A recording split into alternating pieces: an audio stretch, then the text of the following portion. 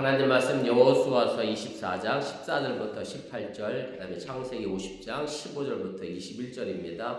차례대로 우리 교독하시고 우리 창세기 마지막 50장 21절은 함께 읽도록 그렇게 하겠습니다. 그러므로 이제는 여호와를 경외하며 온전함과 진실함으로 그를 섬기라. 너희의 조상들이 강 적족과 애굽에서 섬기던 신들을 치워버리고 여호와만 섬기라.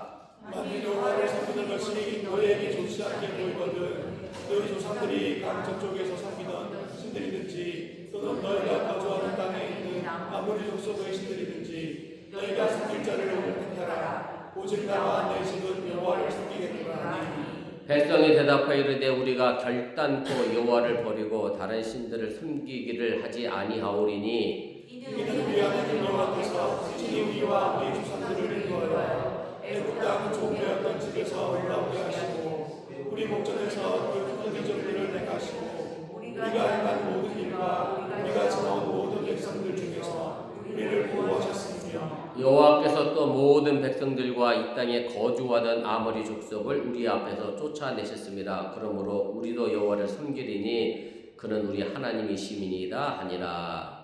창세기 50장 15절입니다. 요셉의 형제들이 그들의 아버지가 죽었음을 보고 말하되 요셉이 혹시 우리를 미워하여 우리가 그에게 행한 모든 악을 다 갚지는 아니할까 하고 요셉에게 말을 전하여 이르되 당신의 아버지가 돌아가시기 전에 명령하여 이르시기를 너희는 이같이 요셉에게 이르라. 내 형들이 내게 악을 행하였을지라도 이제 바라건대 그들의 허물과 죄를 용서하라 하셨나니 당신 아버지의 하나님의 종들인 우리 죄를 이제 용서하소서 하며 요셉이 그들이 그에게 하는 말을 들을 때 물었더라. 내 형들이 또 친히 와서 요셉의 앞에 이르되 우리는 당신의 종들이니 요셉이 그들에게 이르되 두려워하지 마소서. 내가 하나님을 대신하니까 당신들은 나를 해하라 하였사오나 하나님은 그것을 선으로 바꾸사 오늘과 같이 많은 백성의 생명을 구원하게 하시려 함께 읽겠습니다. 당신들은 두려워하지 마소서. 내가 당신들과 당신들의 자녀를 기르리이다 하고 그들을 강곡한 말로 위로하였더라. 아멘.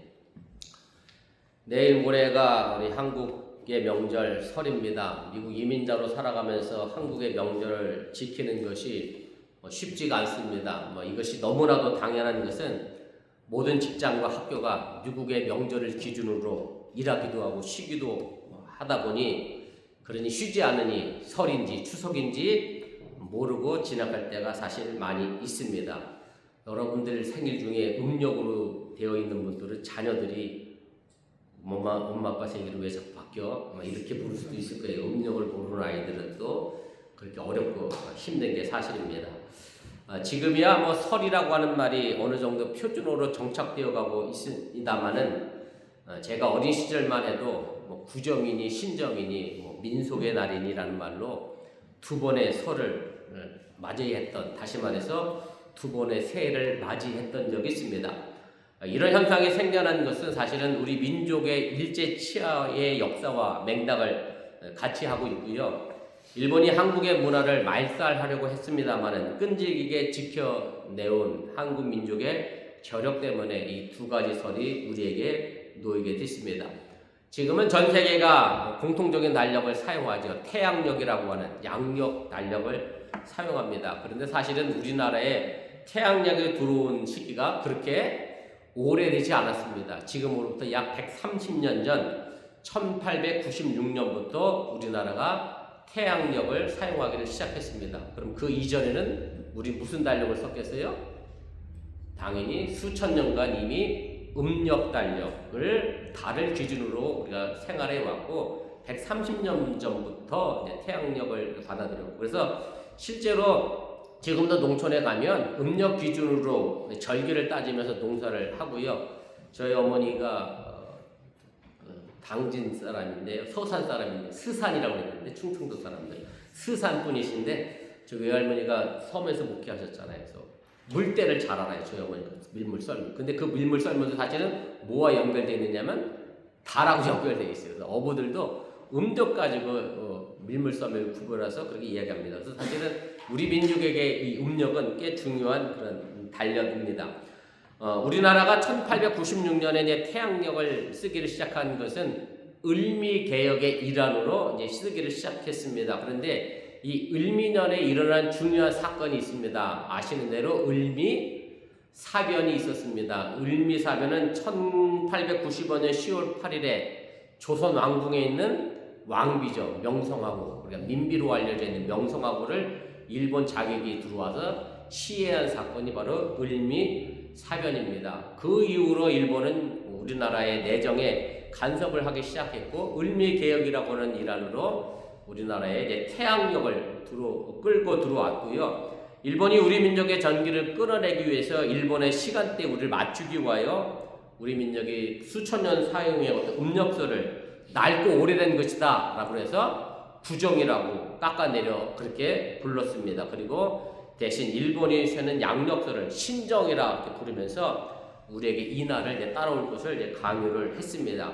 그래서 일제 당시에 일본 사람들은 음력설에 하얀 옷을 입고 세배 다니는 우리 한국 사람들을 보면 그곳에 검은 먹물을 뿌리는, 말 그대로 요즘은 설빔이 없는 것 같아요. 저 어렸을 때 기억만 해도 설날 아침에 엄마가 항상 새 옷을 사주셔서 저도 새 옷 입고 세배하러 간 기억이 있거든요. 물론 옷을 이만큼씩 접었죠.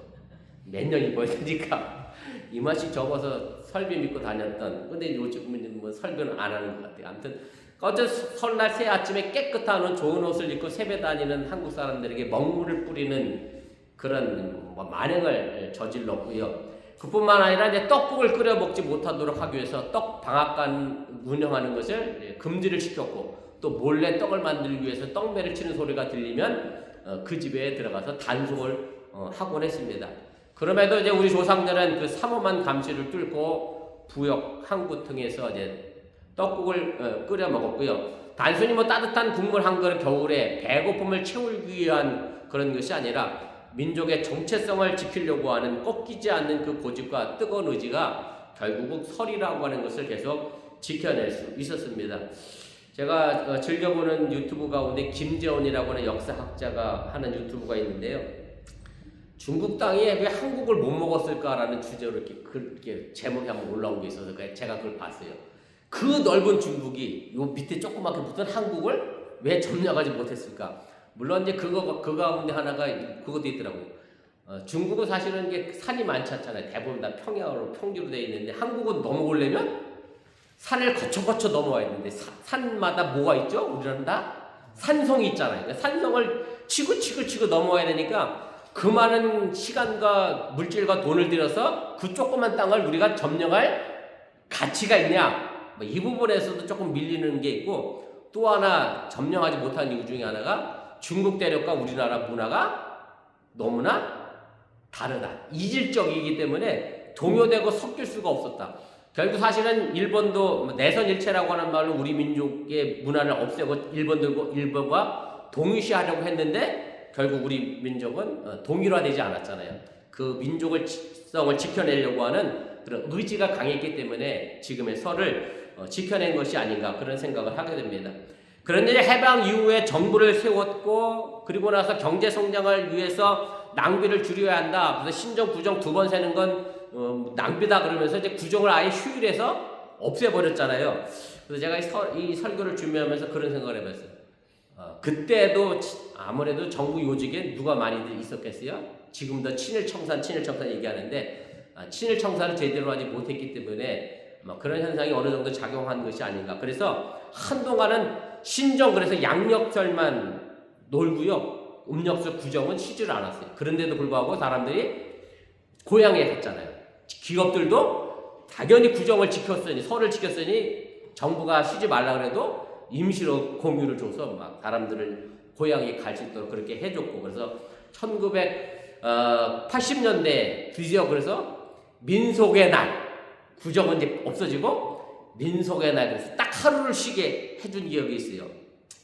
근데 그럼에도 불구하고 이 음력설은 없어지지 않았고, 결국 정부가 이제 구정을 다시 뭘로 바꿨느냐면 설이라는 표준어로 바꾼 것이 1989년이 돼서야 지금의 3일 연휴가 시작되는 공식적인 설이 다시 돌아오게 됩니다. 그러니까 설을 잃어버린 지 100년 만에 돌고 돌아서 다시 지금의 그 이름을 찾게 됐고, 지금은 이제 거의 뭐 신정구정이란 말은 쓰지 않습니다만은 설이 우리 고유의 명절의 이름으로 자리를 잡았습니다. 그리고 국제적으로도 사실은 예전에는 차이니스 뉴이어라고 해서 우리가 다 중국 사람처럼 보여서 그랬나, 다 그렇게 퉁치고 넘어갔는데 요즘은 차이니스 뉴이어라고 안 그러죠. 다 루너 뉴이어로 이름이 바뀌었고요. 그래서 제가 아까 사무장이 우리 그 음식 해놓은 거 보면서 내일 모레가 우리 한국 명절이야, 설이야, 비칼라딩이야, 루너 뉴이어야, 차이니스 뉴이어가 아니었더니 베트남의 뭐랑 같은 거냐고 또 저한테 얘기해서, 베트남도 아무래도 동아시아권이니까 뭐 저 설을 지키겠죠. 그래서 아마 그럴 거라고, 같은 날짜에 동아시아권은 다 루너 뉴이어를 지킨다라고 하는 얘기를 제가 나누고 올라왔습니다만은, 아무튼 모진 풍파와 억압 속에도 지지 않고 끈질기게 지켜내는 것이 우리의 설임을 기억하시면서 미국 이민자로 살아가면서 한국인이 설을 잃어버리지 아니하는 그런 삶을 여러분들이 살아낼 수 있기를 또 주님의 이름으로 부탁을 드립니다. 설이라고 하는 말의 유래는 뭐 일반적으로 세 가지를 이야기하는데, 가장 많이 지지를 받는 것은 낯설다의 어원인 설다에서 온 말로 파생된 것으로 주장을 하게 됩니다. 그래서 설날은 새해에 대한 낯설음이란 그런 의미가 있고요, 아직 익숙하지 않은 낯선 날이라고 하는 뜻을 동시에 가지고 있다고 그렇게 국어학자들은 설명을 합니다. 아직 한 번도 가보지 않은 새로운 날들이 사실은 우리 앞에 펼쳐집니다. 오늘 우리가 살고 있지만 내일은 또 내가 가보지 못한 새로운 날들, 말 그대로 낯선 날들이 우리에게 주어지는데, 이 새로운 날들, 이 낯선 날들 속에서 하나님의 동행하심과 인도하심이 여러분들에게 언제나 가득할 수 있기를 주님의 이름으로 축원을 드립니다. 흔히들 설날이 되면 새해 복 많이 받으라는 그런 인사를 전하게 됩니다. 그런데 단순히 우리가 알고 있는 육신적으로 그저 먹고 입고 마시고 사는 것의 복만을 전하지 마시고, 우리의 영혼의 복도 받으라고 그렇게 전할 수 있는 기독교인들이 되시기를 바랍니다. 그리고 이 복을 주시니 또한 하나님의 은혜임을 여러분들이 잊지 마시고 살아갈 수 있기를 주님의 이름으로 축원을 드립니다. 오늘 제가 전하고자 하는 말씀은 설날을 앞에 두고 우리 신앙인들이 이 설날뿐만 아니라 우리에게 다가오는 낯선 새로운 날들에 대하여 어떤 자세를 가지고 신앙생활을 할지를 좀 생각해 보면서 오늘 두 본문을 중심으로 해서 두 가지를 생각해 보며 함께 은혜 나누길 원합니다.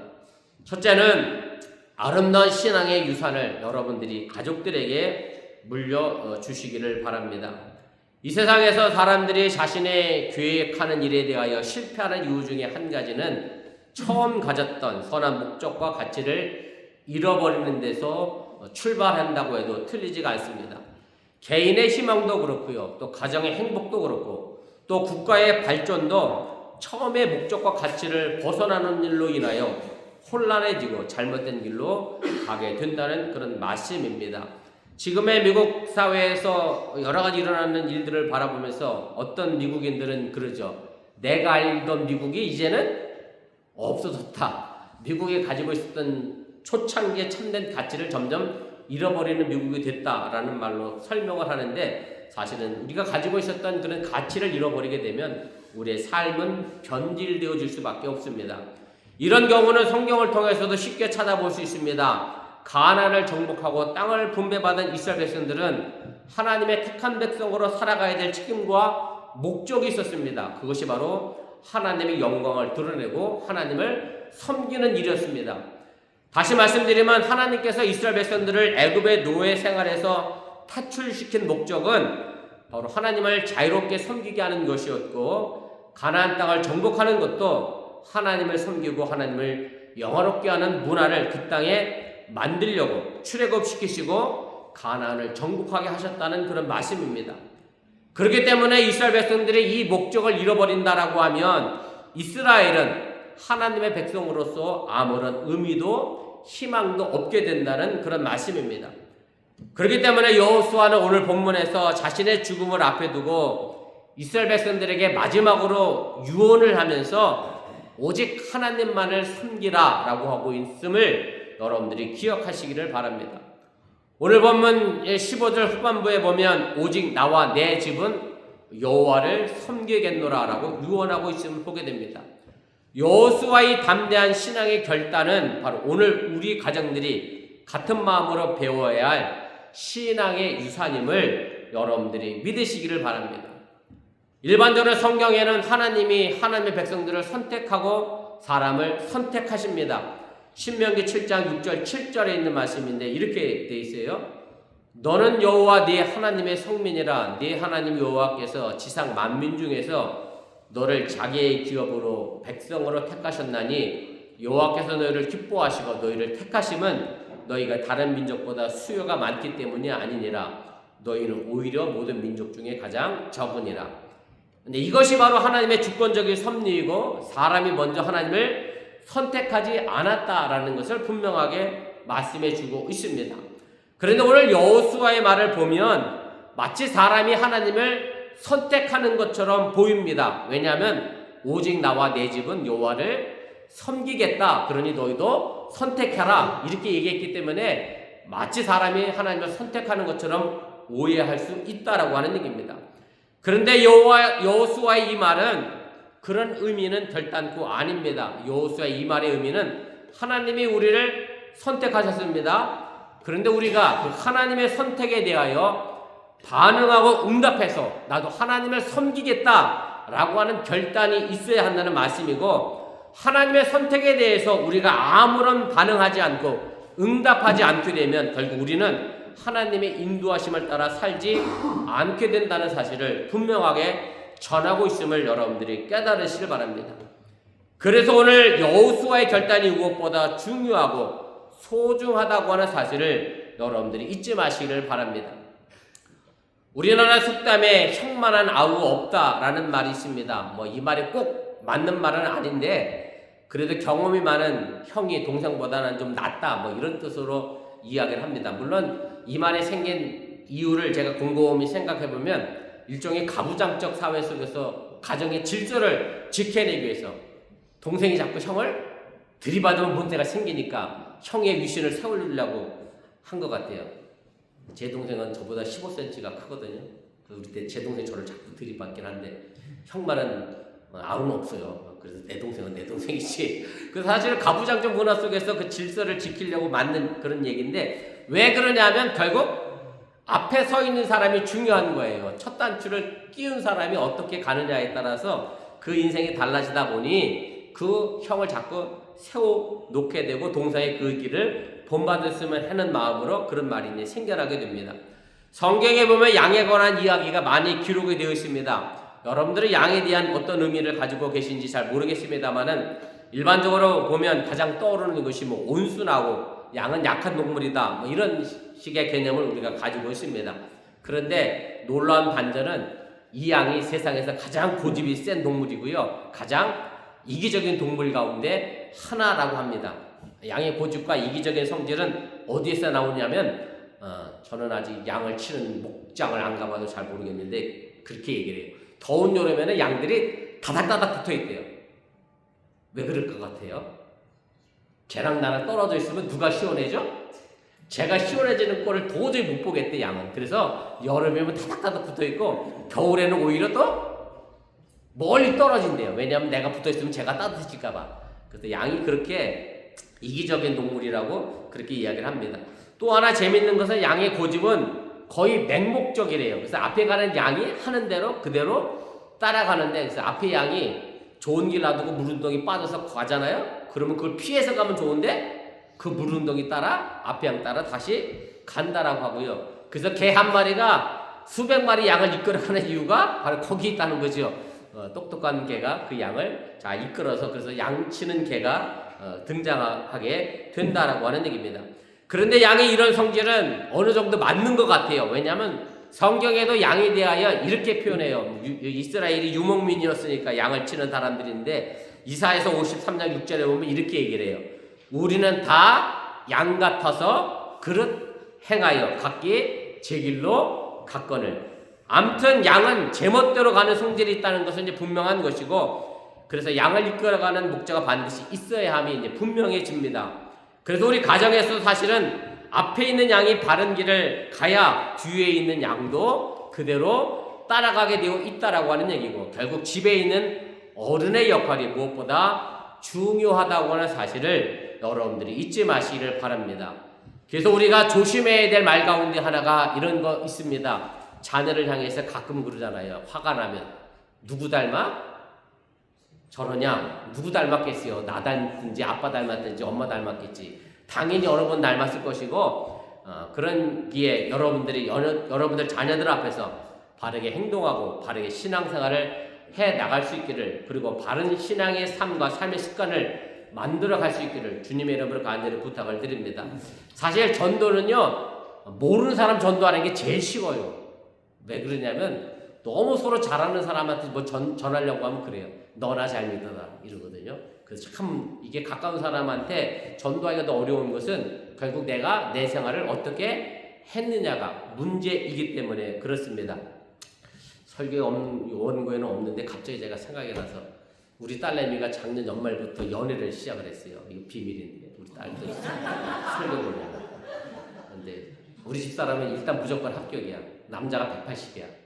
자, 근데 문제는 이 친구가 중국 사람인데 교회를 안 다녀.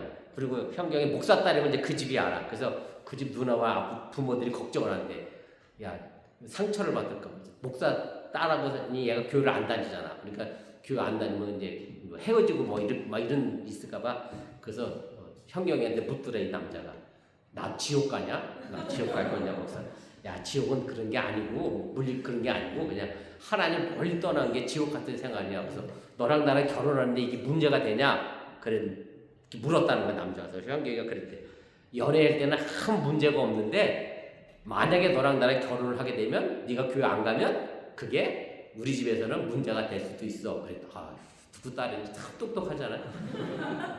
네, 여러분들의 자녀들을 위하여 바른 신앙들을 잘 물려줄 수 있기를 바랍니다. 자녀 이기기 참 어렵습니다. 다른 건 다 이겨먹어도 교회 같이 가자고 하는 건 참 이기기 어려운 것 중에 하나이긴 한데, 아무튼 여러분들의 자녀의 신앙생활을 위하여 좋은 습관을 만들어줄 수 있기를 주님의 이름으로 간절히 부탁을 드리면서, 나는 지금 무엇을 자녀들에게 물려주고 있는지 이 설을 앞에 두고 다시 한번 깊이 생각해 볼 수 있기를 주님의 이름으로 축원을 드립니다. 두 번째로는 야곱의 아들 요셉의 신앙을 본받으시기를 바랍니다. 명절이 되면 여러 곳에 흩어져 살던 우리 모든 가족들이 한자리에 모여 음식도 나누고 사는 이야기도 하면서 즐거운 시간을 갖게 됩니다. 그런데 사실 이 명절에 가는 것이 다 행복하고 다 즐거우면 좋은데 그렇지 못한 부분이 상당히 있잖아요. 제가 지난주에 설을 앞두고 그 기사가 난 걸 하나 봤는데 이런 기사를 하나 봤어요.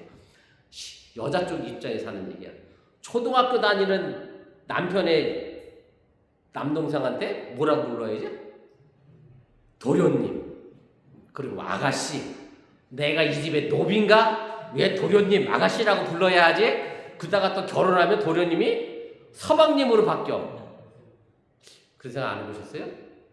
그래서 그 신문 기사를 보고 제가 집사람하고 얘기하다가, 야, 그렇다고 그 명칭을 쭉 써놓은 걸 어떻게 바꾸냐? 뭐 실제로 뭐 노비라서 도련님, 서방님, 아가씨 하는 건 아니잖아요, 그죠? 물론 뭐 노비가 그렇게 부르긴 했었지만 예전에 뭐 그런 의미는 아닌데, 아무튼 이게 이런 호칭의 문제도 그러다 보니까 시댁 가는 입장에서 며느리는 굉장히 힘들어요. 그래서 명절 며칠 전부터는 누가 스트레스를 엄청 받느냐면 며느리가 스트레스를 엄청 받아요. 왜냐면 시댁을 가야 하는 스트레스가 머리가 지끈지끈하는데, 명절 당일날은 누가 스트레스 받겠어요? 모르세요? 남편이 스트레스 받죠. 왜냐면 스트레스 받은 남편 부인을 안전하게 마음 편안하게 시댁까지 우리 집까지 본가까지 잘 데리고 가려니까 온갖 비율을 다 맞추면서 데리고 갈 거 아니에요. 그러니까 명절 당일날은 남편이 굉장히 스트레스를 많이 받는다, 뭐 이런 기사를 제가 봤습니다. 아무튼 다투지 않아야 시댁 가서도 편안한 얼굴로, 행복한 얼굴로 시댁 부모를 대할 수 있으니까, 그래서 갈등의 문제를 최소화해야 하는데 그러려고 하면 먼저 부부가 화목해야 한다라고 하는 사실을 여러분들이 잊지 마시길 바랍니다. 부부가 서로 화목해야 우리 가정도 함께 지켜낼 수 있게 되고, 부부가 서로 화목해야 가정 안에서 갈등과 다툼의 문제가 사라지게 되고 자녀들에게도 아름다운 가정의 모습을 보여줄 수 있게 된다고 하는 사실을 여러분들이 잊지 마시기를 바랍니다. 그런데 사실 사람들이 살아가는 이 삶의 관점을 보면 뭐 다 다른 환경과 여건과 뭐 성격과 입장을 가지고 있다 보니 가정 안에서도 여전히 다툼이 있고 분쟁이 있고 그렇게 모습이 우리에게 나타납니다. 뭐 목사인 저라고 해서 다툼이 없고 갈등이 없는 것은 아닙니다. 근데 사실 이것은 성경에도 잘 나와 있습니다. 성경을 보면 인류 최초의 살인 사건이 사실은 친형제 사이에서 일어나게 되잖아요. 가인이 동생 아벨을 질투하고 시기한 나머지 동생 아벨을 죽이는 사건이 나오게 되고요. 또 믿음의 조상이라고 하는 아브라함에게는 두 아들이 있었는데 아시는 것처럼 이 두 아들의 어머니가 각각 다릅니다. 그래서 그런지 이스마엘, 쉽게 말하면 첩에서 먼저 난 아들이 본초에서 난 이삭을 자꾸 괴롭힌 이야기가 나와요. 그래서 어떡합니까? 본초가 아브라함을 자꾸 옆구리 찔러서 첩하고 그 이스마엘을 집에서 내쫓는 이야기가 등장을 하게 됩니다. 이러보건대 보면 가족 구성원들 사이의 갈등과 다툼은 어찌 보면 너무나 자연스러운 일이라는 생각이 들 수도 있습니다. 오늘 우리가 함께 읽은 창세기 50장 두 번째에 있는 말씀은 사실은 야곱의 아들들 사이에서 일어난 이야기입니다. 야곱은 더 많았어요. 부인이 몇 명이 있었죠? 4명의 부인에게 12명의 아들이 있었습니다. 그러니 그 집안이 얼마나 복잡하고 어려웠을지 대충 짐작이 갑니다. 근데 때로 그런 집이 아닌 집도 있더만요. 요즘 그 유튜브에 김학철 그 연세대 신학 교수님 목사님이 계신데 잘잘법이라고 하는 CBS 방송 하시는 유튜브 계신 분인데 그분 부인이 이호선 씨라고 상담가예요. 이혼 숙녀 캠프에서 유명해졌대. 근데 그분이 상담하는 건데 이런 얘기가 있대요. 남편이 세 번 결혼했대. 그런데 셋째 부인이 내가 이혼할까 말까를 이제 결정하려고 상담하러 왔다는 거예요. 근데 왜 그러냐면 그 집안에 첫째 부인도 같이 살고 둘째 부인도 같이 살고 셋째 부인도 같이 산대. 그런 집이.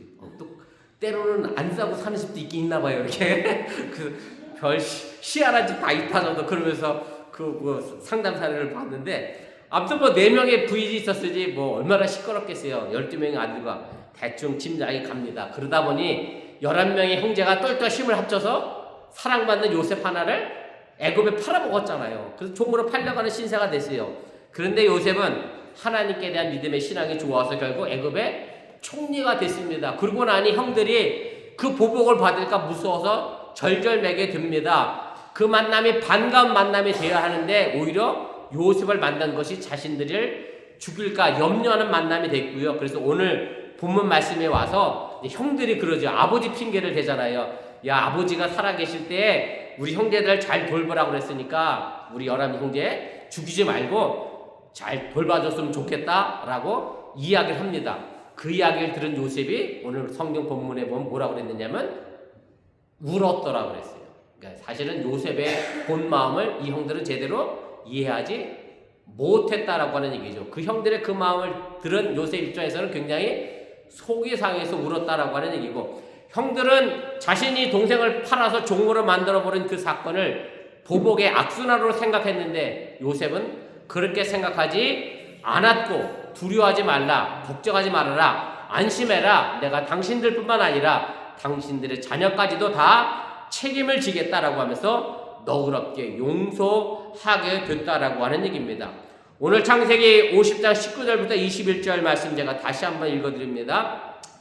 요셉이 그들에게 이르되 두려워하지 마소서, 내가 하나님을 대신하리이까 당신들을 나를 헤아려 했으나 하나님은 그것을 선으로 바꾸사 오늘과 같이 많은 백성의 생명을 구원하게 하시려 하셨나니 당신들은 두려워하지 마소서, 내가 당신들과 당신들의 자녀를 기르리이다 하고 그들을 간곡한 말로 위로하였더라. 그러니까 선악에 대한 판단은 하나님만이 하실 수 있는 거지 내가 하지 않겠다. 하나님이 용서하셨으니 나도 심판하지 않고 용서하시겠다라고 하면서 오늘 형들의 죄악을 선하게 바꿔내는, 그리고 많은 사람의 생명을 구원해내는 일들을 요셉을 통하여 하게 됐다라고 하는 얘기입니다. 바로 이것이 성경 말씀이 예수를 믿는 우리에게 제시하고 있는 인생 문제의 해답이라고 하는 사실을 여러분들이 믿으시기를 바랍니다.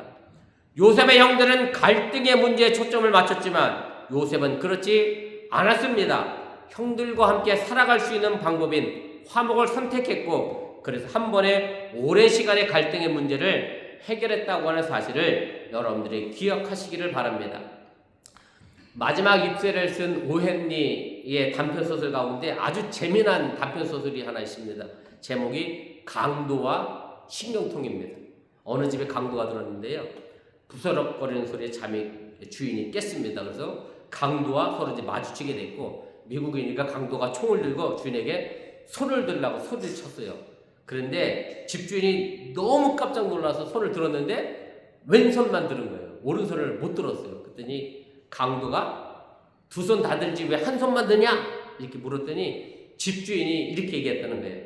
내가 오른쪽 팔에 신경통이 있어. 너무 아파서 내가 오른쪽 팔을 들 수 없으니 왼손 드는 것만 가지고 좀 용서해달라. 그래서 이제 설명을 했다는 거예요. 그랬더니 강도가 갑자기 목소리가 부드러워지더니 이렇게 얘기를 해요. 야, 너 오른쪽 팔에 신경통 있냐? 야, 나도 신경통 때문에 아파 죽겠어. 힘들어 죽겠어. 그러다가 서로 증상과 치료의 방법을 이야기하다가 그렇게 밤을 샜다는 거예요. 오헨리의 단편소설에 나오는 내용입니다. 이 짤막한 이야기 속에서 우리의 인간관계의 비밀을 오헨리는 가르쳐 주고 있습니다.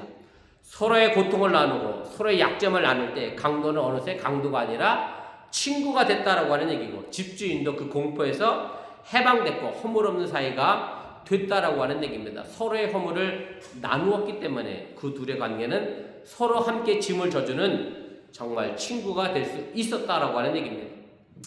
영어 단어에 커뮤니케이션이라고 하는 단어가 있습니다. 우리말로 뭐 교통이니 혹은 뭐 통신이니 뭐 이렇게 번역이 됩니다만은, 근래에 와서는 인간관계를 커뮤니케이션이라는 단어를 통해서 넓은 의미로 뭐 교육이나 문화 영역에 많이 사용되고 있고, 요즘 정치에서도 소통이라는 말로 바꿔서 이 말들을 번역하고 사용을 하게 됩니다. 커뮤니케이션이라는 말은 라틴어 무누스에서 출발을 합니다. 거기에 컴이란 접두사가 붙어 있는 것이고요. 그래서 라틴어 커무스는 선물을 서로 나누다라는 의미를 가지고 있습니다. 그리고 서로 짐을 진다, 책임을 함께 진다라고 하는 뜻이 커뮤니케이션에 들어있는 라틴어 원래 의미임을 여러분들이 기억하시길 바랍니다. 어떻게 하면 가족 사이에 혹은 이웃 사이에, 교우들 사이에 이 커뮤니케이션이 잘 이루어질 수 있겠느냐 하는 것인데, 그것은 바로 오헨리의 소설에서처럼 서로에 대하여 같이 공감해주고 짐을 서로 나눠주고 사랑을 서로 나누면서 성경 말씀대로 서로에게 사랑의 종로를 타는데 그 비결이 있다고 하는 사실을 여러분들이 믿으시기를 바랍니다. 누군가와 내가 동질성을 인식하는 순간 이미 마음속으로는 친구가 되지만, 때로는 친하던 사람이 나와 생각이 다르다는 것을 알게 되면 이질감을 느끼게 되고요, 서먹해지고 멀어지게 되어 있습니다. 이것이 설령 부부 사이라도 마찬가지입니다. 그래서 가정에서 서로에 대하여 공감하고 이해하고 서로의 짐을 나누었을 때 온전한 화목과 평화를 만들어낼 수 있음을 여러분들이 깨달으시길 바랍니다. 제가 금요일날 발렌타인 이브라서 우리 집사람에게 장미를 사갖고 들어갔어요.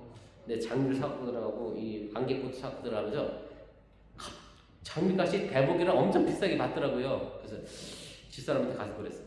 여보, 장미 한 단만 사고 한 달은 통닭을 살 거 그랬나 했더니 우리 집사람이 그러지 장미를 이렇게 많이 사왔냐 그래서 같이 마음을 통닭으로 통일을 했었는데, 제가 왜 그런 얘기를 했냐면, 신혼 때 제가 이 발렌타인이라고 꽃을 사갖고 들어갔어요 어느 날.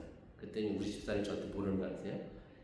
이 꽃 말고 테팔 프라이팬을 사오지 이걸 사왔냐 저한테 구박했던 적이 있었거든요. 왜 그러냐면 그 전주부터 프라이팬 하나 산다고 이 테팔 프라이팬을 들었다 놨다 했었거든. 벌써 꽤 오래된 얘기. 그 얘기가 생각나서 장미 한 다발 사고 통닭 사갖고 올 그랬더니 그 다음에는 장미 사오지 말고 통닭을 사오래. 네, 서로 같이 공감할 때 행복해질 수 있습니다. 별거 아닌데 서로 여러분들 별거 아닌 것 때문에 갈등하고 다툼하지 마시고 우리 자신을 바라보면서 서로 공감하고 교통하시길 바라고, 설날 낯설고 새로운 날들 속에 여러분들의 삶의 길들이 하나님이 함께 하셔서 늘 풍성한 축복에 가득하며 가정의 신앙의 유산을 아름답게 남겨줄 수 있는 그런 믿음의 가정을 만들어갈 수 있기를 주님의 이름으로 축원을 드립니다. 기도하겠습니다. 말씀을 기억하며 1분여 정도 합심해서 함께 기도하겠습니다. 제가 오늘 말씀의 제목을 복만 가득한 낯선 새날 이렇게 정해봤습니다. 우리가 설을 앞에 두고 있습니다. 미국 이민자로 살면서 설을 지키는 게 쉽지 않습니다. 그렇지만 우리가 한국 사람이고 130년 동안 우리 조상들이 그 설을 지켜내기 위하여 일제 치하 속에서도 굴하지 않고 지켜냈던 그 민족의 정신을 여러분들이 잊지 마시고 민자로 미국 땅에서 살아갑니다. 물론 시민권 받아서 미국 시민일 수도 있지만 한국인의 정체성, 그 본질은 여러분들이 잊지 마시고 그 정체성을 자녀들에게도 또 나누고 또 그 정체성을 그 자녀들과 후손들에게 계속해서 나눠갈 수 있기를 주님의 이름으로 축복을 드립니다. 그래서 우리에게 주어지는 정말로 낯선 새로운 날들,